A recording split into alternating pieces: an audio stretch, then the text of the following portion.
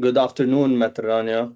I hope you're doing well. It's a great pleasure having you with us today on one of HAQQ's online podcasts.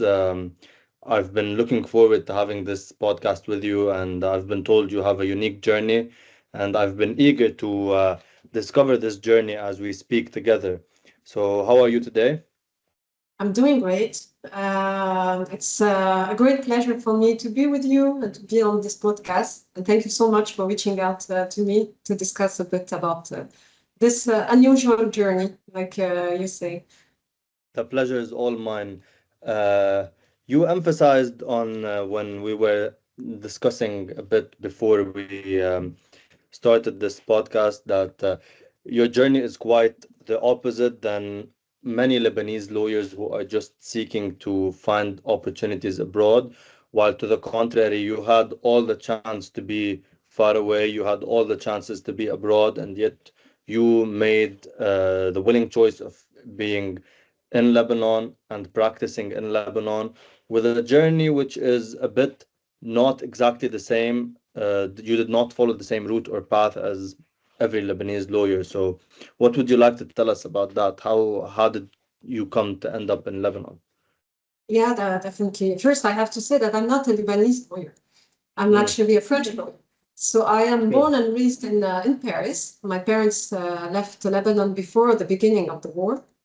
So I was born and raised there. I went to school there.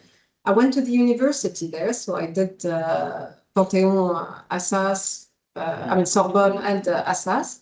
I graduated there with two master degrees. Took the Paris bar exam. Luckily, I actually was able to get those master degrees and the Paris bar exam with very, very good grades. I was probably among the five first among all the people that took the Paris bar exam at that time. And that was a long time ago. So I was able to join very big law firms, Gilles Loiret Noël, and then Denton, which is a British law firm that is among what you call the Magic Circle law firms. Magic circle firms, yes. And I worked there for 4 years.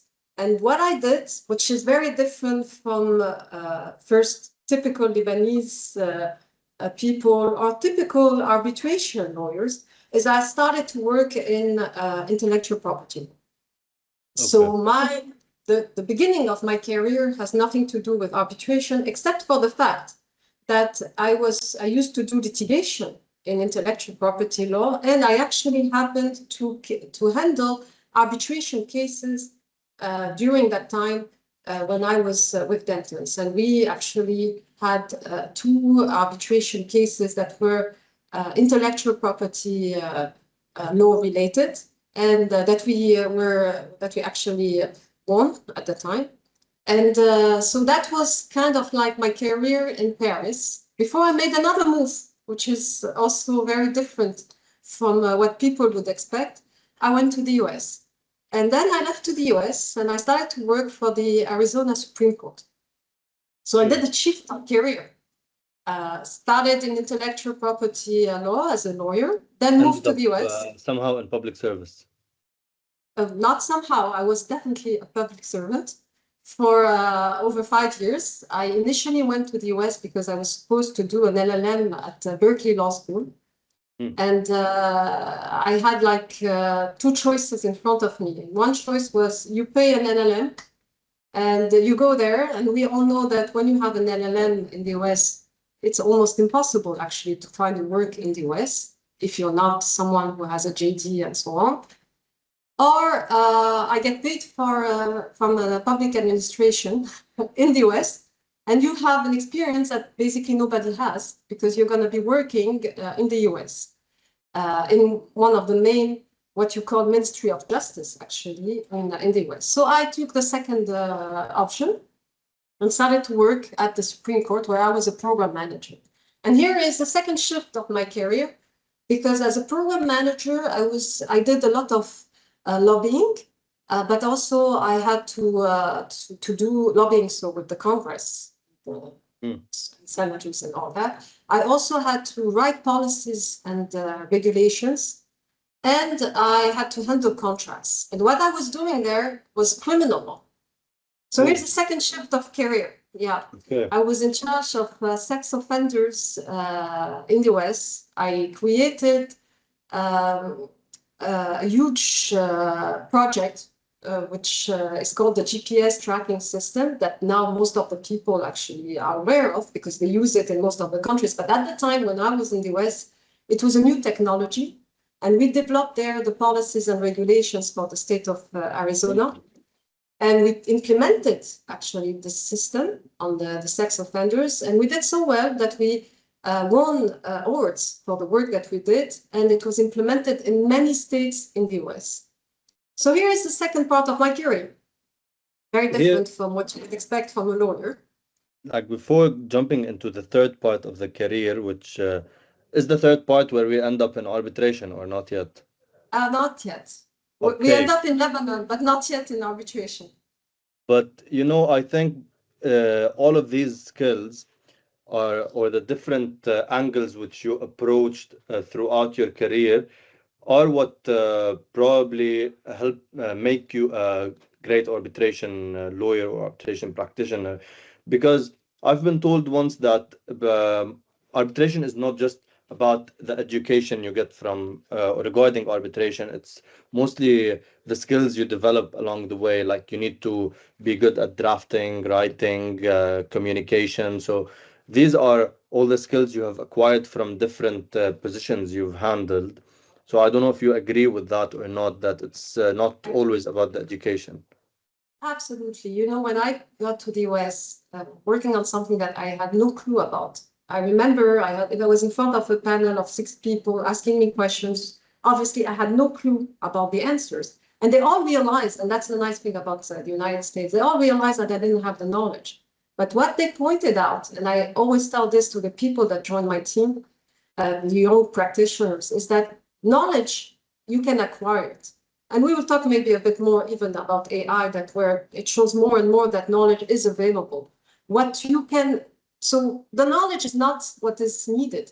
What is needed is the rest. Are you dedicated? Are you capable of analyzing something? Are you adaptable? Are you someone that can actually process an information in a very quick manner and deliver a solution? That's what makes a great lawyer.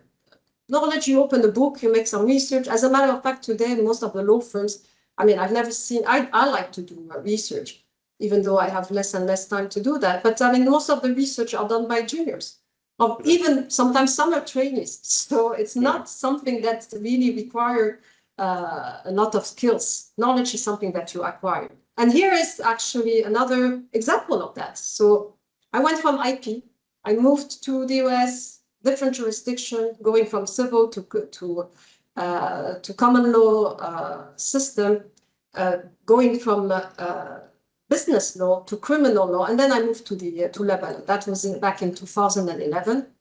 And here I come to Lebanon for family reasons.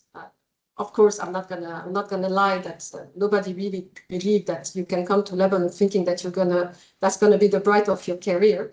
But usually what people do is that they try to do the best out of it. So I came to Lebanon and joined the law firm that I am in right now, which is Abou Jaoude Associates, and started to work, and that's the third part of my career, in the MENA department. Okay. So here I am, an IP lawyer who has some experience in criminal law, a French lawyer, working in merger and acquisition. So here is my third life, where I ended up drafting shareholders agreements, handling a lot of corporate matters, contracts. Contract has always been something that I've been working on anyway. And I would say maybe, and when I came, so we are a law firm that historically is known for our M&A banking department. But we started already when I came in 2011. You know, sometimes life gives you some surprise. We started to have some arbitration cases. Mm-hmm. And basically the only person here that had experience and who was capable of writing 100 pages in English was me. So they gave me those files. So I started to do a bit of arbitration. It wasn't my main area of law. There was no practice of arbitration, as a matter of fact. And we had some success. And we were winning cases. So because of clients who went to the firm for their arbitration cases and your expertise and your writing skills and your English language and the extensive experience you developed in the US and with Denton's basically litigating and writing, regardless of whether it was related to policies or to IP cases, you ended up establishing the arbitration practice at Abu Jaoude. Absolutely. And actually, so we started with few cases, got a lot of success, actually very big success. One of them was actually broadcasted on TV because we were the lawyers who won the case between NBCI and Rotano. And that case was actually branded in the newspaper as the case of David contre Goliath, because they were huge. And we had so many law firms against us, the best of the best. And here we are, little Lebanese lawyers, working on it. I asked a friend of mine who works in a big law firm in Paris to be kind enough to give us his signature and help us a bit to be able to do the submissions and all that. And we won. We won several cases, not one case, and all ICC arbitration cases in Paris. There were cases in Dubai, there were cases in London, and we succeeded in all that. And but I didn't create at that specific time the arbitration department because I didn't feel that we had enough load to be able to create a full department. That was until 2018. And in 2018, then suddenly the load and, of course, you know, the advertisement that came from this big arbitrations, these big arbitrations that we won, gave us a bit more of recognition because we weren't a law firm recognized in arbitration. And then here we are working with a full team dedicated to only arbitration. So 7 years later, by someone who created this department of arbitration and who's self-made, because I wasn't groomed by other lawyers who taught me how to do arbitration. I was groomed by my experience in litigation in many areas of the law. So, and our specificity is we are able to handle any kind of arbitration. I can sit with any kind of client that we have, whether it's capital market, finance, corporate, IP, construction, energy, and have an understanding of what they're talking about, because those usually are contracts that I had to handle in my previous life. So that gives us also, and that's the reason that usually clients like to work with us, because we are not only giving them arbitration per se, litigation per se advices, but also we can give them advices on and understand better their line of business. Regarding, you said in my previous life and in my current life, metaphorically, I have a question coming from a lawyer who somehow doubts sometimes this dilemma where you have to shift lives in the legal practice between one industry and the other. At the beginning of each phase you went through, how did it feel like being someone who's involved in, at the end of the day, the law is the law, and legal practice is something you learned throughout your university years and your career, but at the end of the day, you're being exposed to a set of documents or to legal principles that you do not have the actual, not legal knowledge, but practice for. So how did it feel like, for example, in the US, or when you first got your first arbitration file at Abu Jaoude, and it was like on top of your desk, here you go, that's what you have to go through, that's what you have to write. Was it stressful? Was it anxious? Or was it something like, okay, I'll have to learn through that? Well, first it requires one skill, which is to have to be motivated and be versatile. I mean, being able to do several things. So you have to be someone who has the ability to understand that you cannot know everything, but that you're willing to learn. and to be able to deliver in many things. But you were saying about, well, I don't think that I am capable of, not saying you, but I mean, the mindset is that, well, as a lawyer, I'm a French lawyer, therefore I can only practice in France. And that's what actually most of the people believe. Well, I'm a French lawyer. I practiced in France. I worked in the US. I'm working in Lebanon. I have clients that are in the MENA region, in Africa. And yesterday I was having a call with someone who is in the US. So it's not about the knowledge. It's about what kind of training you have received when you were at the university. And I also teach. I used to teach. I have stopped. I'm teaching a bit now about arbitration per se in a few centers. But I used to teach also at USG. And that's what I used to say to my students. Law is not about just acquiring knowledge. When you go to law school, what they actually are teaching you is not only the law. What they're teaching you is a way of thinking, of analyzing things. Your brain is actually functioning in a different manner. You cannot have a random conversation with someone without starting to think, okay, what are the advantages, what are the drawbacks, and what is the solution? This is how we function as lawyers. And when you have those skills and you are willing to do the hard work, which is learning new materials and all that, and when you do arbitration necessarily, you have to do that because except in big law firms in certain part of the world, you cannot be in arbitration department that is specialized in one specific thing, only energy or only, that's not, I mean, nobody has that kind of load of cases. So you have to be able to adapt yourself to many materials, to many laws, and of course, this is sorry? You know, adaptability, you were saying you have to adapt. Absolutely. Absolutely. When I meet students, if I'm teaching them, like law students, or even younger lawyers, who are just a few years younger than me, I always emphasize on this, like even though specialization is the trend nowadays in the legal industry, and I think this is due to competition and high demand and high supply. Like there are so many lawyers nowadays, not a great number of cases, so you need to specialize and have subspecialties, but at the same time you need to be able to adapt. Like if you work one day in construction, this does not mean you are not able to work the other day in IP, because it's the set of skills you bring with you, and as you said, knowledge you can acquire, and it's the way you acquire knowledge, it's the way you have been taught to gain this information, this piece of information. But as you said, adaptability is the most important thing. Adaptability and being trained in the beginning of the career. I have been very lucky because I've been trained by very, very good people in the beginning.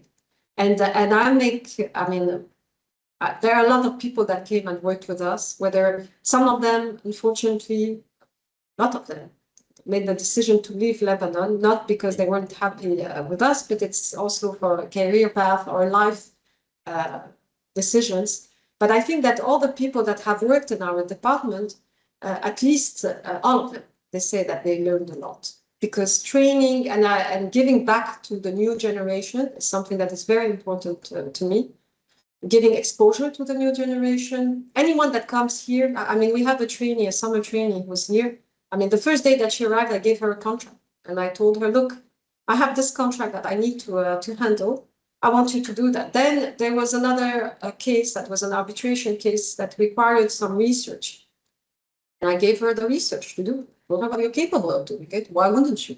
She was here. She was supposed to stay here for a month. She decided actually to expand her summer at our office, which I told her wasn't necessarily the best idea because you will have plenty of time to work in the future. Enjoy your vacation, exactly. But she didn't want to. So, probably she's enjoying it the way she's doing right now.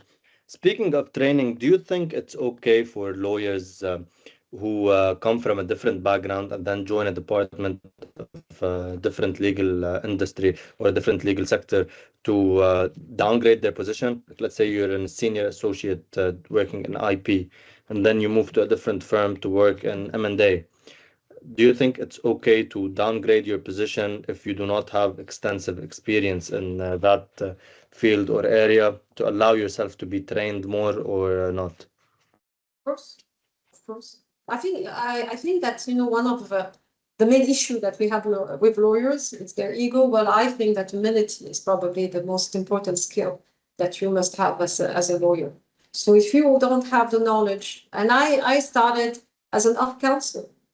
I came as an off counsel. I became a partner, of course, and now I'm heading the department. But I showed that I was capable, even though I came with a background that none of the lawyers that were in my firm had. So I came with a lot of humility. I understand that I am in a jurisdiction that is not my jurisdiction, but I made my proof, and I showed that I was capable. And you know, if you show that you are capable, that if you are motivated and you are dedicated, there are no reason for you not to succeed. Interesting. So I think humility is what the industry teaches us by force, whether when you lose cases or when you're being trained by someone who's sometimes younger than you, or different other aspects of it. And also, speaking of training, nowadays AI is what we're training for and what we are training AI to help us do. How much training do you think we still need to be able to handle AI? And are you actually using AI in your arbitration practice nowadays? So it's interesting because a lot of people ask me about AI. I can barely use a cell phone, so just to let you know. However, of course, AI is the new trend, and I am among the people that believe that you should not be stuck in time, and you have to adapt yourself to the new technologies. AI is definitely one of them. We don't actually really use AI yet. I mean, besides sometimes ChatGPT to fix a few wordings and all that. But I think that all the law firms are going to go there. What my understanding of how much AI is involved in law firms that are outside of Lebanon, because AI actually, okay, in the long run, probably it will allow law firms to reduce their cost. But in the short run, AI is very expensive. I mean, the AI agents are very expensive. I've heard that it can go from 1,000 to 3,000 per month to be able to access to some AI agents specialized in law. And this requires financial means. It requires loans that usually law firms in Lebanon, except for a few of them, maybe we are among one of them, but we haven't really thought about it and we haven't worked on it. Most of the law firms, small law firms in Lebanon, cannot afford to be able to pay those kind of agents. I mean, the serious ones. I'm not speaking about ChatGPT that you can get for free and you pay the extra to have the $200 per month. So I think AI, I mean, first for the moment is reserved to an elite of law firms for very high stake value cases. For law firms that have the loads that allow them to use AI. But in the long run, I am sure that it's going to be something that is going to be spread over. And that actually a bit worries me about what would be the place of young lawyers, young practitioners, because AI will probably in few years take over a lot of tasks that lawyers are doing.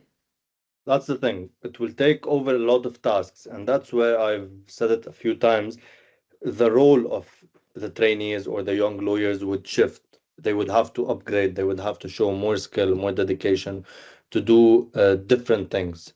And since you said AI will spread over, I think I would like to ask you if you would want to use an AI which actually thinks like you do, since this is an industry of creativity at one point, because even if the law is the same, but the way you approach it, the style of writing is different. And I think it's important for each lawyer to have their own version of AI, an AI twin which thinks like them and talks like them and drafts like them. And that's where it saves you time and money. So what's your Absolutely. take on that?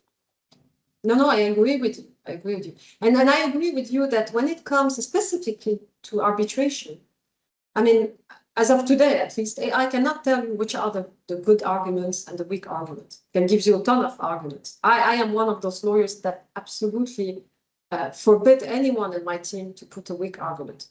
I think that this actually destroys your credibility. I don't see the point of doing 10 sub-argument and all that. I try to actually identify what are the true strong arguments that can make us win. And that's what we're all about. And I have to say that our track record so far has been quite good by doing this strategy. So AI can definitely help you if you are using it the right way. And using it the right way is, like I said, maybe uploading some of your own wording and asking them, well, improve it. That allows you not to have to read 3 times or 4 times the same paragraph that you have drafted, like you used to do, maybe a year or 2 years ago. This saves you time. But at least for the moment, I do not see AI taking over the work of a lawyer, especially when it comes to litigation, because litigation requires much more than just knowing the law. It's, and I would like to end on one note, and because our time is almost over, and it's been very interesting learning about your journey. And as a lawyer who diversified their career, but yet specialized every time you went into a new phase, what last advice would you leave for younger lawyers who are lost if they should diversify or specialize? I would say, I think that each one has a different path. So you cannot give a general recommendation. Some people from the beginning know what they want to do, and they know that's exactly what they want to do. It was my case. I wanted to do IP. I did actually a lot of work in IP, and life actually took me a different path. So I think there is not one general thing that you can say to everybody, that's the way you should do things and you will succeed like that. No, I think it's more about dedication, motivation, accepting that you may fail. And when you fail, actually stepping back and continuing. So sometimes for some jurisdiction, it's better to be specialized. For some other jurisdiction, and I am really speaking about with my experience because I have worked in many continents, not countries, continents. Exactly. So sometimes you need to actually, adaptability is probably the best thing that you can do. And I know a lot of lawyers. I mean, of course, I'm from a different generation than yours or the young people that are starting. But if I look at my colleagues when I was young and what each of us have decided to do, none of us have ended at the place that they initially started. Exactly. So I think it's really on a case-by-case basis. Thank you so much, Maitre Rania. It's been a pleasure navigating through your journey and taking your thoughts and insights on such a diversified yet very rich legal journey. I wish you the best at Abou Jaoude and the arbitration practice you're leading. And thank you for your time today. I hope many lawyers benefit watching this podcast. It's been a pleasure having you with us today. The pleasure was mine, and I wish everybody a wonderful day and a successful journey. Thank you so much. Thank you.